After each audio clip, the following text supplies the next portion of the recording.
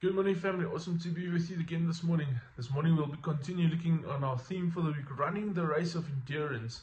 And as I shared yesterday morning, is life is like a marathon. As you run the marathon, if you look at the Commons Marathon, I think this year there was about 17 people that ran the race that end up in the hospital. So sometimes as people, they don't prepare for the race properly. If I look at myself, if I have to go and run the Comrades and I say no, I'll go and practice, and at the end of the day, 2 weeks before the time, I put my tackies on, then I'll decide to get fit to run this marathon.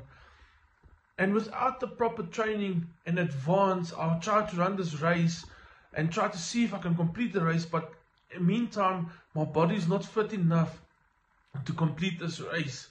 And the same way, that's how we need to be with the Bible. We need to start taking the Word of God and start making ourselves fit with the Word of God.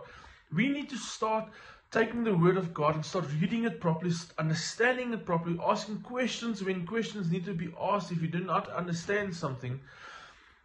And remember, life is also not a race that we run to the 100 meters to see how fast we can complete the race. Because the way that I run my race and the way that you run your race is two different ways that we run the race. But if I'm going to accelerate all times, I'm going to get tired, I'm going to get weary, and I'm going to give up on life. But if I take the journey and I run the pace that God has called me to race and do what God's called me to do and run the way that God has called me to do and go in my lane that what is put out for me, I will run the race of endurance that God has called me for. And if you read in 1 James 2 verse 2, there's a crown of eternal life that's waiting for you. The same way that if we lay down our lives to God, He has a crown of eternal life waiting for you.